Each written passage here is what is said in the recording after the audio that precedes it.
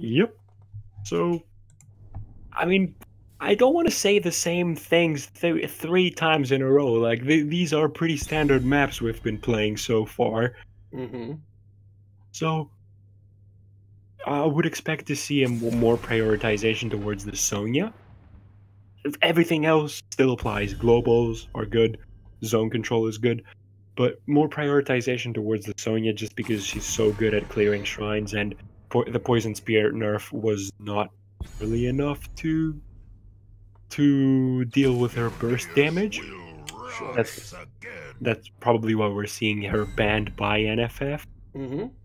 Um, So we do go see a ahead, go ahead. first pick Greymane coming out from Throw the Advantage. Um, Obviously, he is also very strong on the shrines, but I don't know entirely about first picking him here. What are your thoughts on that? I mean, Greymane is also pretty decent on the shrines with those cocktails, and overall very solid. Like, he wasn't touched on this patch, Mm-hmm. but just overall very solid pickup of offers burst, offers poke, and is overall a pretty contested pick in general. So Yeah, sure. especially with Need for Feed just having some games on him, not minding to play him as we game. So Yeah, very indeed. interesting. So ETC and Karazim coming out as the first rotation for Need for Feed there. Um, that's interesting. Going straight into the Karazim as a priority pick.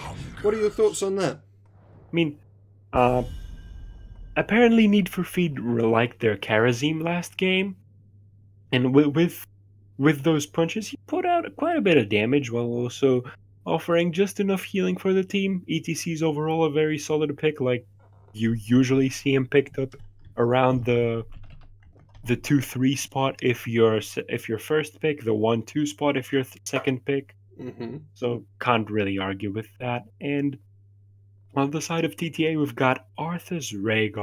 Now Rhaegar, again, nerfed, isn't that good on Shrine Clear, but can still complement a main Arthas. Like, Arthas is is a pretty good counter to Greymane, so that's one reason for ETA to pick him up. So NFF does not pick him up themselves.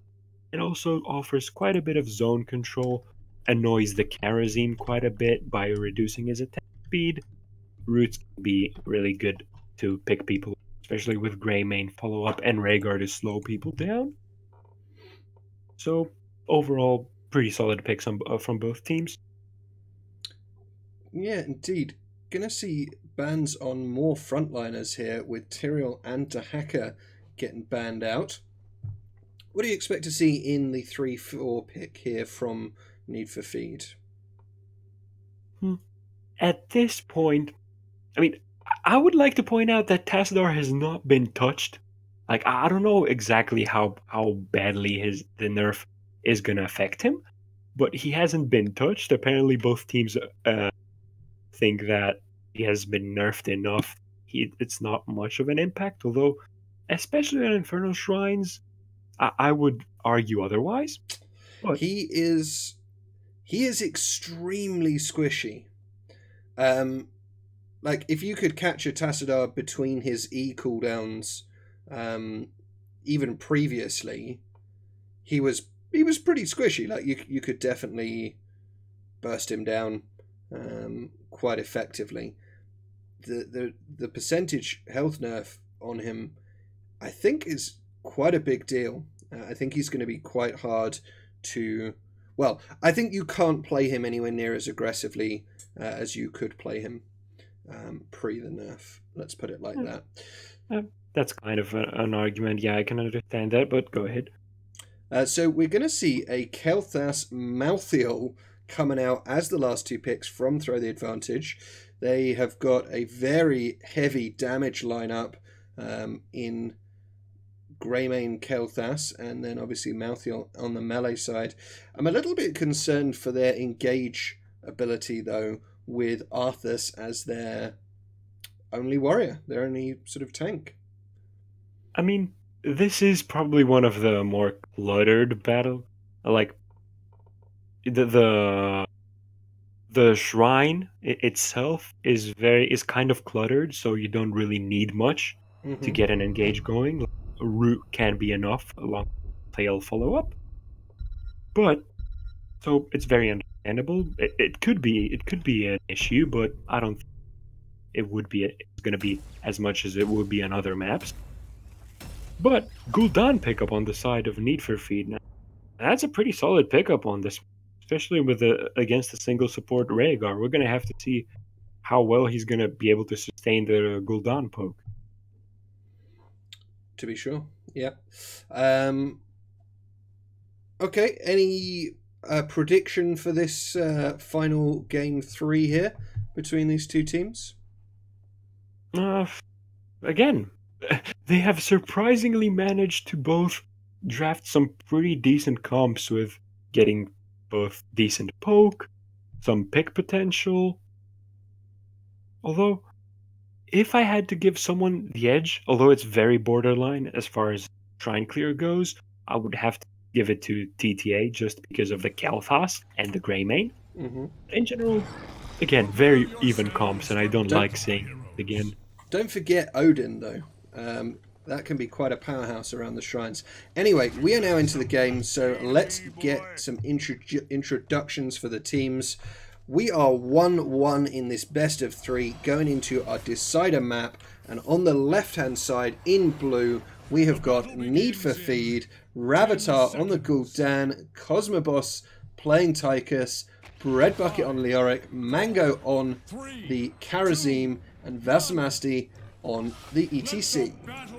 And on the right side, in red, we've got Throw the Advantage with Brilly on the Malthael, Larkin playing the Rhaegar, Aoyama playing the Arthas, the Vampire Arthas, Cyberite on the Greymane, and finally Thordic playing that Kel'Thas, and TTA seem to be starting off very, very quickly, going for some cheese and top. Well, they did this last game as well, just picking up a free tower and managing to walk away without losing anybody. Very strong if you can do it. I mean, it's free XP, right? Need for Feed also pulled that on game 1, so far, the team that has tried that has lost. That's true. That's true. I'm not sure that was a determining factor in either case, but never mind. So, Tychus being thrown in the top lane and Arthas being caught out by Need for Feed, although its damage is barely not enough to get him killed. But, as I was mentioning, Tychus being thrown against the Malthael. Malthael is not going to have a good time in that lane. But Leo on the 4-man is not exactly going to be able to do much either until he gets that his level 13, which is going to be a long time from now. It will be quite a while, yes, as we are still currently at level 2. These rotations looking pretty crisp for both the teams here. Nobody made any major slip-ups just yet. We do see ETC actually getting CC'd there, but Power Slide going to be enough to get him clear. Leoric potentially in a dodgy position there, but he's still got his Wraith Walk up, going to be able to just get out of there. Tychus in the top lane does seem to be doing pretty good work against the Malthael, so I'm interested to see that being the approach. Oh, the pick-off on Rhaegar there. Really good job. First blood now for Need for Feed, and the first shrine is just spawning right now, so good timing for them. Meanwhile, we do see these bottom mercenary camp being picked up by Throw the Advantage. That's going to force a response from Need for Feed, and it's going to be Bread Bucket on the Leoric coming down here to the bottom lane to try and deal with the siege camp here. One thing I noticed is that the Arthas is very aggressive on his rotations. He got almost punished once, so I would like to see him play it a bit slow, a bit more safe. Like, he did almost get a kill on one other occasion towards the ETC with some Kel'Thas follow-up. But again, play a little bit more defensive, please. Indeed. So the mercenary camp was not actually quite finished off here. We have 24 hit points worth of siege camp. that is going to be slowly wailing away at that wall. All 5 members of Throw the Advantage on the shrine now, and starting to rack up some Shrine Guardians for themselves. Leoric, however, he is not coming. He's just gone back down to the bot lane. Going to be soaking a bunch of XP here for the team, but not providing that even fight over the shrine. Yeah, I mean, considering the low power of the first Punisher, this is a very understandable thing for NFF to do, just give up the Punisher while Leoric has been soaking 2 lanes TTA haven't been. And that has brought them, that has given them half a level lead, especially considering one of the towers was already down. Yeah. For NFF, this Punisher is not going to do much, and Leoric is going to get away pretty much with the game. Red team's Punisher has fallen. Certainly. So, not a huge XP lead, though, all told, for Need for Feed, but they are a little bit ahead. So if they can look to continue that. We do see that Throw the Advantage are going for an aggressive invade on the camp here. Leoric scouting it out, but the team were a little bit too far away to try and make anything happen. Rhaegar, though, getting caught out by the power slide. A lot of damage coming down. Oh, great grenade by the Tychus there, managing to secure that kill onto Rhaegar. Really nicely done there by Need for Feed, getting the 2nd kill in the game. Yeah, Rhaegar just deciding to take the wrong turn there and running into pretty much the entire team of Need for Feed. So yeah, even as Rhaegar, if you have to get dismounted, you're most likely dead. Yes. So, I mean, I was gonna talk about talents, but the only really odd thing that stands out for me is Immortal Coil on the side of Arthas, and not the standard Icebound Fortitude, especially versus ETC, Leoric, and Gul'dan. So we're gonna have to see just how much value Arthas is gonna be able to get to balance out the fact that he's missing that. Yeah, I mean, I have to say, I think that's a little bit of a weaker choice generally. We've been some very interesting talent choices these games, to say the least. Indeed. So next shrine is now spawning in the mid lane. Need for Feed managing to maintain that narrow but nonetheless relevant XP advantage that they have at the moment, and they are also managing to secure an aggressive invade on their opponent's siege camp. So very nice spot for them to be in. They are approaching level 10, and they will have a little bit of a time window when they have their level 10s and their opponents don't. Neither team currently having started the shrine yet, though. Yeah, this is probably going to be an even 10v10 for both teams. TTA making, Kel'Thas specifically, making a move towards it immediately, with positioning very aggressively though, but I mean, given that Tychus is in bot and Leo is in top, he can do that. Greymane trying to get a pick off onto the Tychus, kind of turning sour for him, with Kerosene dealing a lot of damage to his face. Yeah. Now, we do see the lead on the Shrine Guardians for Throw the Advantage, but Odin is popped, and Need for Feed are going in. Mosh comes out, cleanses there, but even just the very brief time period that Mosh was active secured the kill on Kel'Thas. Very nicely done by Need for Feed there, and they're looking to try and secure this objective for themselves. Still 10 Guardians behind, but as long as they're careful here, they should be able to take this one down. Kel'Thas still not quite back yet, and Need for Feed securing the last few Shrine Guardians that they need to get the objective. And looks like, oh dear, a great Horrify as well. Arthas falls, Malthael pops Tormented Souls, is able to escape using that to keep him alive, but it's another pick-off and a staggered one at that. for Need for Feed. Yep. So this act is looking like a very dominant NFF position at this point. Malthael almost dying to the ETC plus the Punisher. But Tychus also almost dying. The Palm coming out at clutch timing there from Mango to save Cosmo. And no kills actually happening, but the fort does go down. And Need for Feed look in a better position here by a significant margin, as they all the time here had their Leoric getting additional pressure into the bottom lane, and they've now got over a level lead on XP, and they are 4 kills to nothing over their opponents.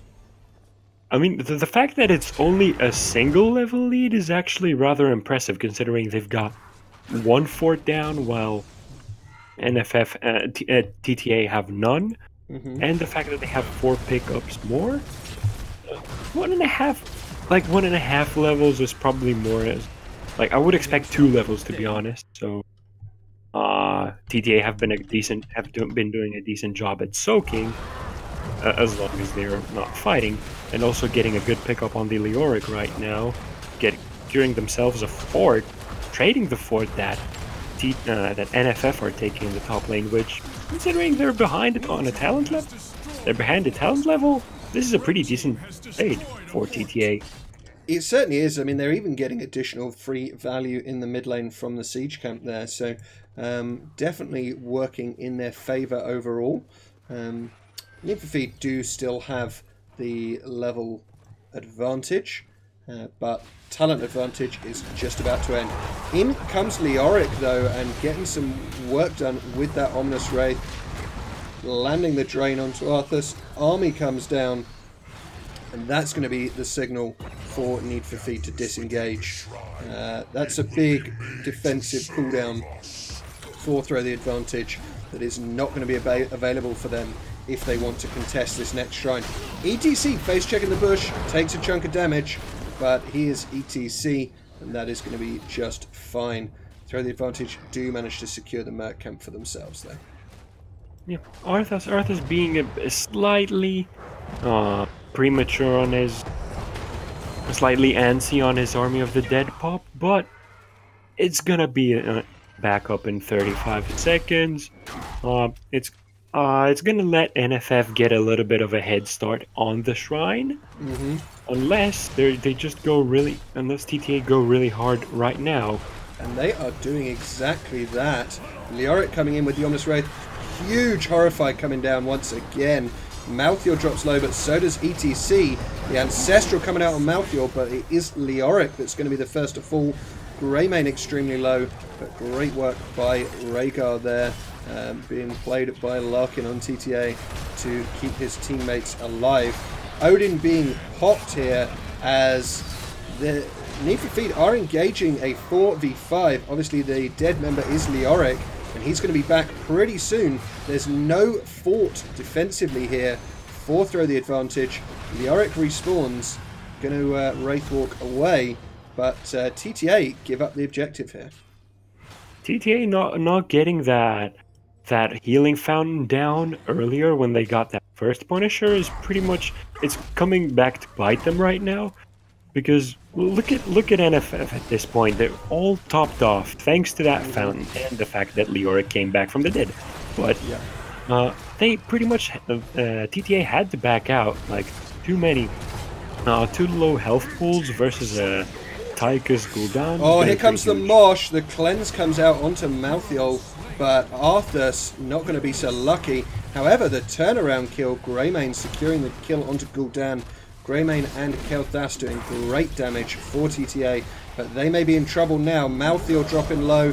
The palm comes out, and it's fantastic. Once again, saving the Tychus. Absolutely clutch there, securing another 2 kills for Need for Feed.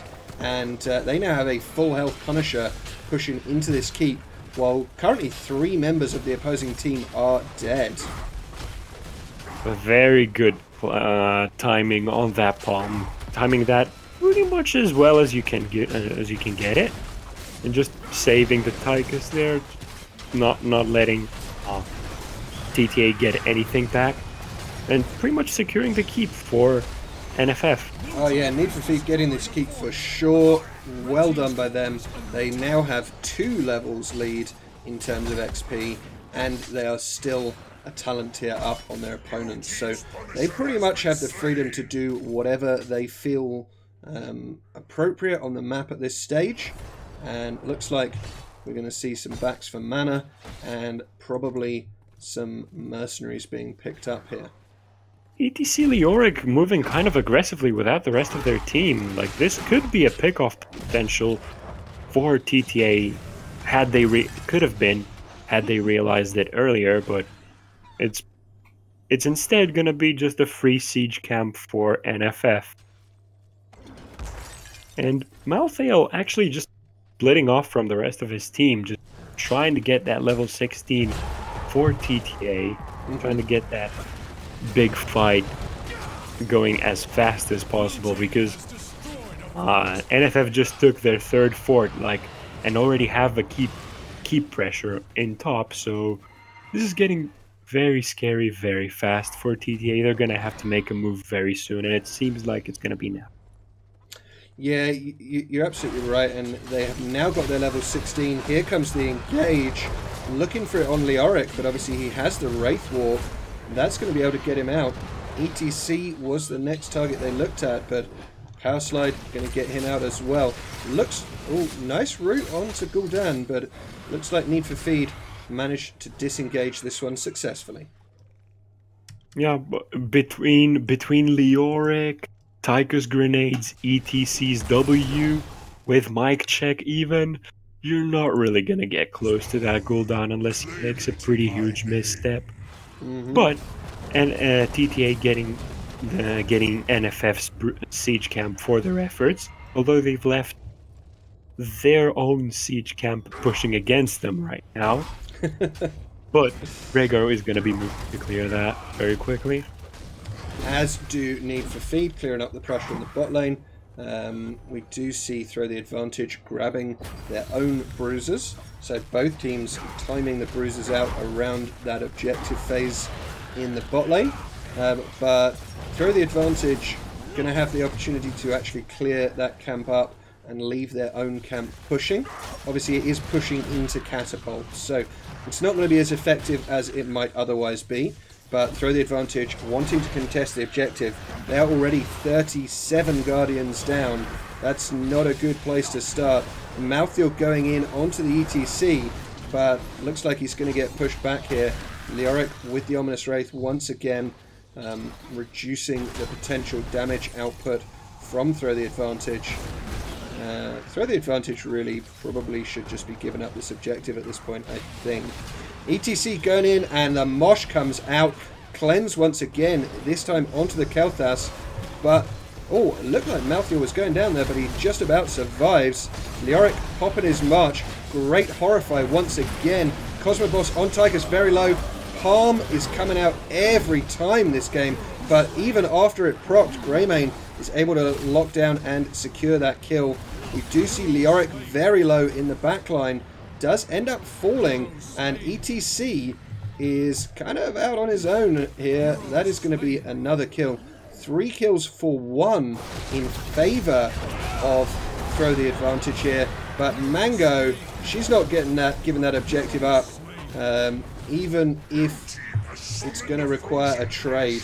So ends up being a 4 for 2 there, and the objective does go over to Need for Feed.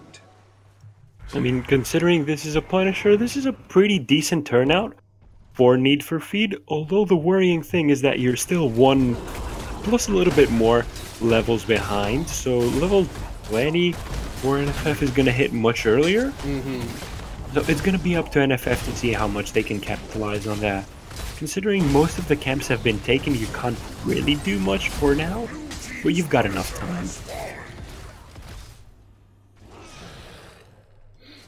time. Fortunately, the Punisher didn't do much.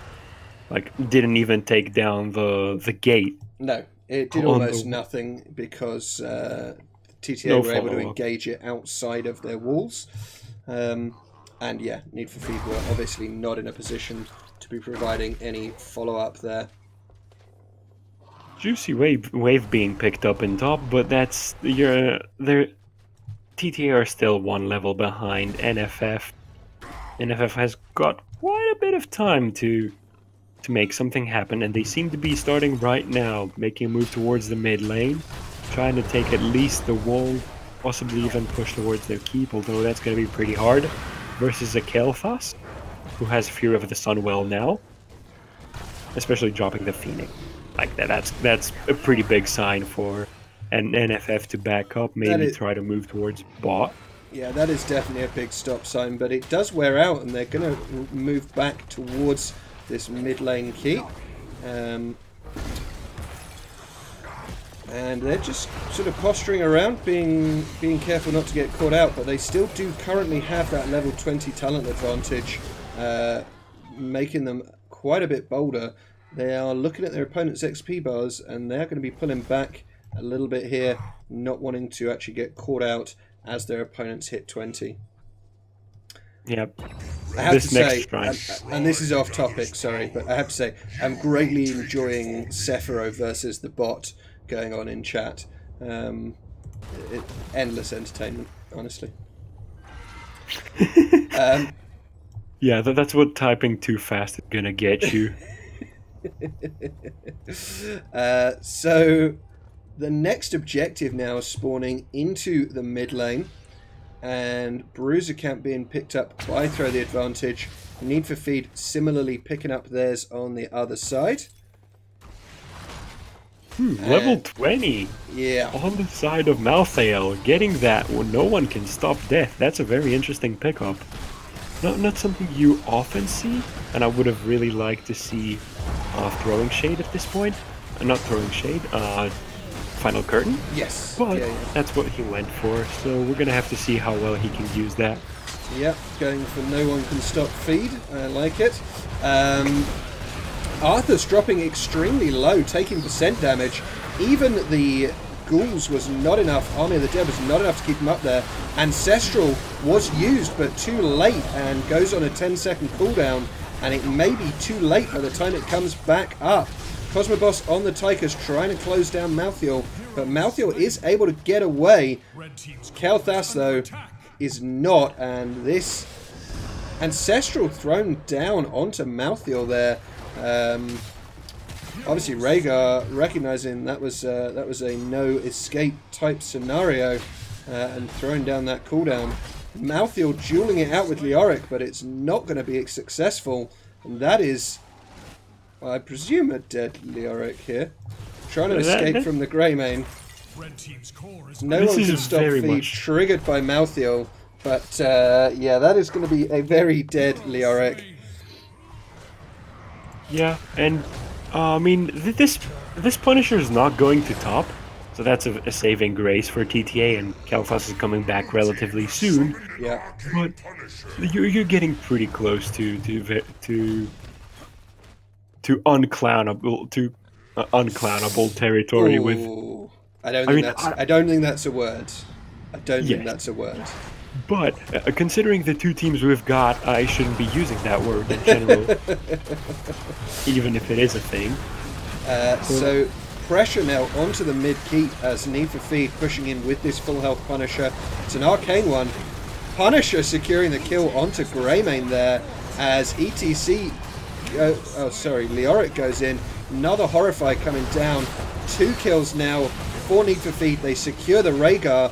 And this must surely be game, as it is 3 kills now. The Punisher jumping onto Malthael, and that is going to be another kill for Need for Feed. The core is dropping, and that is going to be game, set, and match.